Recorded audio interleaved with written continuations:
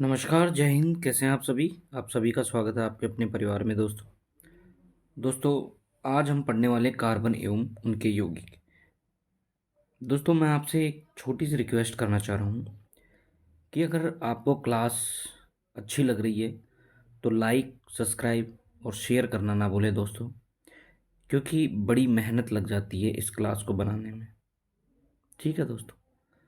तो दोस्तों, मैं भगवान से दुआ कर रहा हूँ कि आप स्वस्थ हैं, मस्त हैं और अपनी क्लास प्रॉपर तरीके से देख रहे हैं, और हो सके तो आप ज़रूर जॉब लगिए। दोस्तों, आज हम कार्बन एवं उसके यौगिक पढ़ रहे हैं।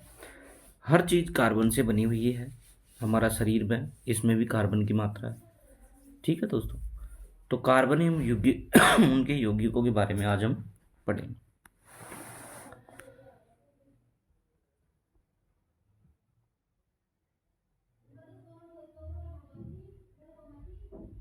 देखो, यहाँ अगर अपन पढ़ें तो देखो, ये क्या कहना चाह रहा है कि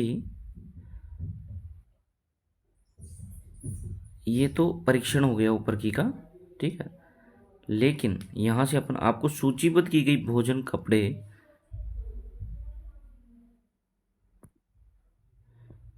कपड़े, दवाओं, पुस्तकों आदि अनेक वस्तुएं सर्वतोमुखी कार्बन पर आधारित है। इनके अतिरिक्त सभी सजीव संरचनाएं कार्बन आधारित है। भूपटल तथा वायुमंडल अत्यंत अल्प मात्रा में कार्बन उपस्थित होता है। भूपटल में खनिज जैसे कार्बोनेट हो गया, हाइड्रोजन कार्बोनेट हो गया, कोयला हो गया एवं पेट्रोलियम हो गया के रूप में 0.02% कार्बन उपस्थित है, तथा वायुमंडल में 0.03 कार्बन डाइऑक्साइड उपस्थित है। प्रकृति में इतनी अल्प मात्रा में कार्बन के इन गुणों का अध्ययन करेंगे। ठीक है दोस्तों? यहाँ आपको बताता है कि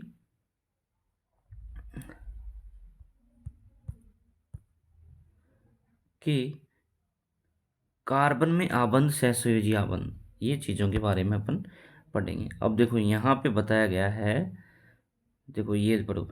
गलित अवस्था में विद्युत चालन करते हैं। हमने देखा कि आयनिक यौगिकों में आबंध की प्रकृति इन गुणधर्मों की व्याख्या करती है। जैसे कि कार्बन यौगिक अच्छे विद्युत के चालक नहीं होते। ये कहना क्या चाहता है? जो कार्बन के यौगिक होते हैं दोस्तों, जो विद्युत के अच्छे चालक नहीं होते।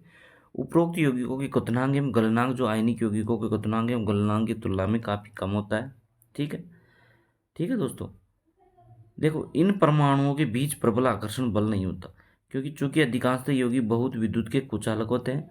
अतः हम इस निष्कर्ष पर पहुंच सकते हैं कि इन यौगिकों के आबंध से किसी आयन की उपस्थिति नहीं होती। ठीक है दोस्तों? ये चीजें अपन को दे रखी। अब यहाँ देखो, ये क्या कहना चाहता है कि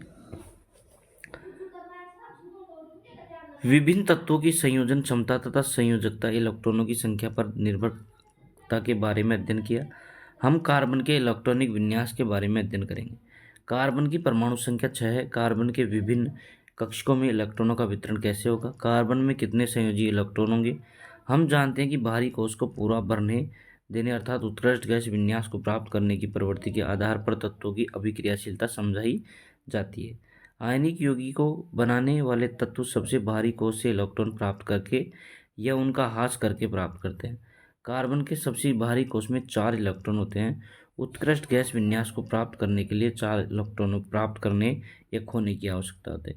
यदि इन इलेक्ट्रॉनों को प्राप्त करना या खोना हो तो ये 4 इलेक्ट्रॉन प्राप्त C4- ऋणायन बना सकता है, लेकिन 6 प्रोटॉन वाले नाभिक के लिए 10 इलेक्ट्रॉन अर्थात 4 अतिरिक्त इलेक्ट्रॉन धारण करना मुश्किल हो सकता है। ठीक है दोस्तों? फिर बात आती है, ये 4 इलेक्ट्रॉन खोकर C+4 धनायन बना सकते हैं, लेकिन चारों इलेक्ट्रॉनों को खोकर 6 प्रोटॉन वाले नाभिक में केवल 2 इलेक्ट्रॉनों का कार्बन धनायन अत्यधिक ऊर्जा की आवश्यकता होती है। कार्बन अपने परमाणु अथवा अन्य तत्वों के परमाणु के साथ संयोजकता इलेक्ट्रॉनों की साझेदारी करके समस्या सुलझा लेता है। केवल कार्बन ही नहीं बल्कि अन्य तत्व भी इस प्रकार के इलेक्ट्रॉन साझेदारी करके अणुओं का निर्माण करते हैं। जिन इलेक्ट्रॉनों की साझेदारी की जाती है वे 2 परमाणुओं के बाहरी कोशों में होते हैं, तथा इनके परिणामस्वरूप दोनों ही परमाणु उत्कृष्ट गैस विन्यास की स्थिति को प्राप्त करते हैं। कार्बन यौगिकों की चर्चा पहले ही इलेक्ट्रॉनिक साझेदारी से होती। ठीक है दोस्तों?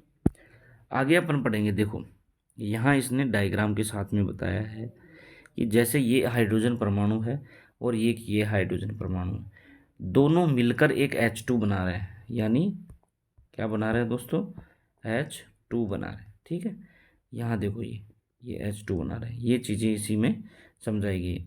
जैसे अब यहाँ देखो ऑक्सीजन है, ऑक्सीजन के कितने परमाणु क्रमांक कितना है, 8। ठीक है, 6, तो 6 ये हो गए, 2 इसका हो गया और 2 इसके हो गए, ये मिलके एक बने ऑक्सीजन के 2 परमाणु के बीच। अब देखो ऑक्सीजन भी क्या बनता है, हमेशा O2 रहता है। ठीक है, और ये N2 ही बनता है ये भी। इसके बाह्यतम इलेक्ट्रॉन में, नाइट्रोजन के जो बाह्यतम इलेक्ट्रॉन में कितने रहते हैं, 3। तो ये त्रिबंध बनाता है। देखो ये सिंगल बॉन्ड बना रहा था, वो ऑक्सीजन डबल बॉन्ड, ये त्रिबंध बना रहा है। ठीक है दोस्तों, तो ये चीज़ अपन ने समझ ली। उसके बाद देखो ये क्या बना रहा है, हमें बता रहा है कि अमोनिया के अणु का सूत्र NH3 है। क्या है, NH3 है। क्या आप इस अणु की इलेक्ट्रॉन बिंदुता संरचना चित्रित कर सकते हैं। ये देखिए, हम मेथेन को देखते हैं जो कार्बन का यौगिक है। ईंधन के रूप में मेथेन का अधिकाधिक उपयोग होता है तथा यह बायोगैस एवं संपीड़ित प्राकृतिक गैस का प्रमुख घटक है। ये कार्बन के सर्वाधिक सरल यौगिकों में एक है। मेथेन का सूत्र CH4 होता है, जैसा कि आप जानते हैं। हाइड्रोजन की संयोजकता एक है, कार्बन चतुर्संयोजी, क्योंकि 4 संयोजी इलेक्ट्रॉन होते हैं। उत्कृष्ट गैस विन्यास की स्थिति को प्राप्त करने के लिए कार्बन इलेक्ट्रॉनों की साझेदारी 4 परमाणुओं के साथ करता है। ठीक है दोस्तों, तो ये चीज़ें सारी बता रखी हैं इसमें। ठीक है, और सहसंयोजी आपंद ये बनाता है। ठीक है, यहाँ फिर बात क्या आता है, यौगिकों के क्वथनांक एवं गलनांक कम होते हैं, क्योंकि परमाणु के इलेक्ट्रॉनों की साझेदारी होती है। आवेशित कण बनते हैं, सामान्यतः ऐसे सहसंयोजी यौगिक विद्युत के कुचालक होते हैं। ठीक है दोस्तों, तो ये चीज़ें आपको समझा रखी हैं। तो ये देखो, अब कार्बन के 3 हैं, एक तो हीरा और एक ग्रेफाइट और एक हो गया C60 बक मिस्टिंग फ्लोरीन। ठीक है, तो ये एक कार्बन के ही अपर रूप है तीनों। ठीक है, लेकिन ग्रेफाइट जो होता है कार्बन का, ये विद्युत का सुचालक होता है। ठीक है दोस्तों, तो ये चीज़ भी आपको ध्यान रखनी होगी। ठीक है, आगे बात करें तो ये प्रश्न वगैरह दे रखे हैं इसमें। ठीक,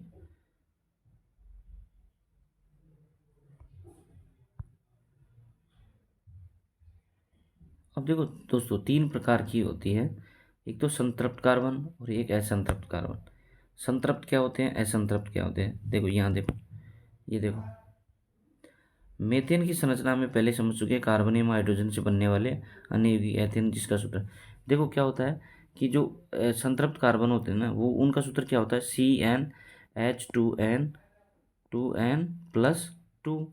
और ये तो एल्केन का है, फिर एल्केन एल्कीन CnH2n, बस ये हो गया एल्केन। और एल्काइन CnH2n-2 भी हो जाता है इसमें।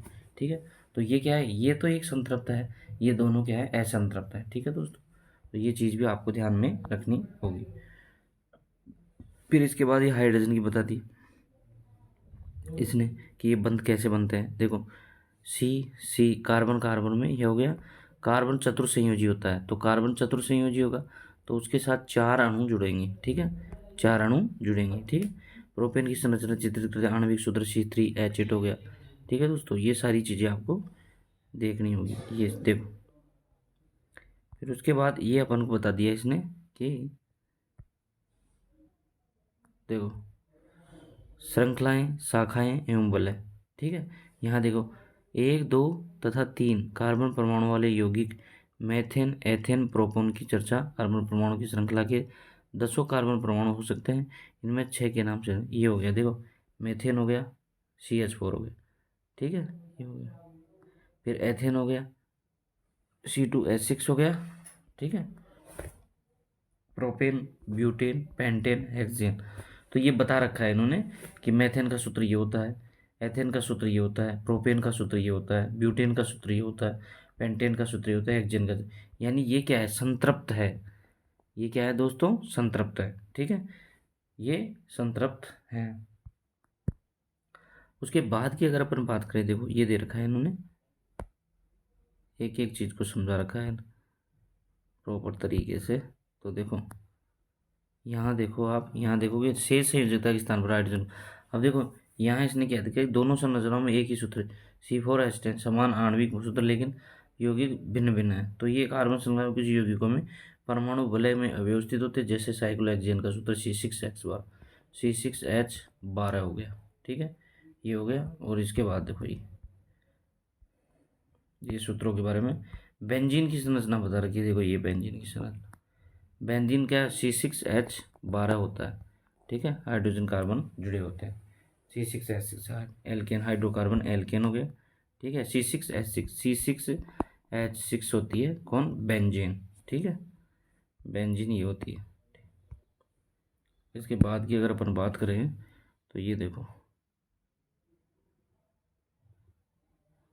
इसमें बता रहे हैं एल्कोहल, एल्कोहल का जो एल्डिहाइड समूह होगा, प्रकार्यात्मक फॉर्मूला होगा वो OH होगा। एल्डिहाइड का क्या होगा, एल्डिहाइड का ये होगा C डबल बॉन्ड, एक H और एक ये खाली, क्योंकि देखो चतुर्संयोजी होता है कार्बन, तो 2 3 और एक 4। ठीक है, ये हो गया। कीटोन की बात करें तो कीटोन O लगाएगा। ठीक है, ओ एल्डिहाइड जो होगा COH होगा, जबकि कीटोन CO होगा, और कार्बोक्सिलिक एसिड होगा तो COOH होगा। ठीक है दोस्तों, तो ये चीज़ें भी अपन को बता रखी है इसमें, कि अल्कोहल के बारे में बता दिया इन्होंने और इन सब के बारे में बता दिया। फिर इसके बाद देखो, तो इनमें अंतर की बात करें ना तो CH2 का अंतर होता है। ठीक है दोस्तों, तो ये चीज़ें भी अपन को देखनी पड़ेंगी। फिर इसके बाद देखो ये यहाँ इन्होंने बता रखा है हेलो एल्केन, इनके बारे में देखो, ये हेलो एल्केन है पूर्व क्लोरोब्रोमो, तो क्लोरोप्रोपेन, ब्रोमोप्रोपेन, प्रोपेनॉल, प्रोपेनेल, प्रोपेनोन, ये सारी चीज़ें इसमें दिखा रखी है। ठीक है दोस्तों, अब ये आ गया क्वेश्चन, कार्बनिक यौगिकों के रूप की बात करता है, तो ये दहन के बारे में भी बात कर रहा है। ठीक है, उसके बाद ये देखो इसमें भी कुछ ऐसी चीज़ें नहीं है, यहाँ देखेंगे अपन तो देखो ये एक अपन को वो दे रखी है रिएक्शन, जिसमें देखो ये CH3CH2OH, तो यहाँ KMnO4 की उपस्थिति में K2Cr2O7 प्लस ऊष्मा, तो CH3COOH बनेगा। ठीक है, ये हो गया, ये KMnO4 हो गया, और K2Cr2O7 की उपस्थिति में हो गया है। ठीक है दोस्तों, 15 16। अब देखो यहाँ पे ये देखा ना, प्रतिस्थापन अभिक्रिया की बात करता है। देखो प्रतिस्थापन अभिक्रिया की अगर बात करें अपन, तो ये देखो क्या कर रखा है, देखो यहाँ डबल बॉन्ड के साथ C है, ये R है और ये प्रतिस्थापन अभिक्रिया CH4Cl2 सूर्य के प्रकाश की उपस्थिति में अगर ये होती है CH3Cl प्लस HCl हो गई। ठीक है दोस्तों, तो ये आपको दे रखा है। अब यहाँ देखो अनेक कार्बनिक यौगिक हमारे लिए अनमोल किंतु यहाँ व्यवसायिक रूप से महत्वपूर्ण दो एथेनोइक अम्लों के ऊपर अध्ययन करेंगे। ठीक है, ये हो गया। इसके बाद देखते हैं अपन 17वां, देखो सोडियम की अभिक्रिया करवा रहे हैं, ये सोडियम की अभिक्रिया, ये रिएक्शन भी आपको प्रॉपर तरीके से याद करनी है ये सारी चीज़ें। ठीक है, फिर ये हो गया अल्कोहल बनाना, फिर इसके बाद ये क्षारक अभिक्रिया, एथेनोइक अम्ल, सोडियम हाइड्रोक्साइड, इनके बारे में बता दिया इन्होंने। ठीक है, यहाँ से ये साबुन के बारे में, तेल की बूंदी जुड़ गई, तो ये देखो ये तेल की बूंदी ये जुड़ गई इनकी। ठीक है, तो ये तेलीय होते हैं, आप जानते हैं कि आप पानी में घुलनशील लंबी कार्बोक्सिलिक संरचना है। ठीक है दोस्तों, तो ये अपन को प्रॉपर तरीके से, बाकी इनके क्वेश्चन वगैरह आ गए। ये साबुन की चिकनाई, साबुन के बारे में बता रहा है ये। ठीक है, जो तेलीय पदार्थों को निकाल देता है, क्योंकि साबुन क्या है, एक क्षारीय पदार्थ है। ठीक है, तो वहाँ से निकाल देगा। ठीक है, जय हिंद दोस्तों, अपनी क्लास बहुत अच्छी रही और मैं आपसे रिक्वेस्ट करता हूँ क्लास को शेयर करें, सब्सक्राइब करें, लाइक करें।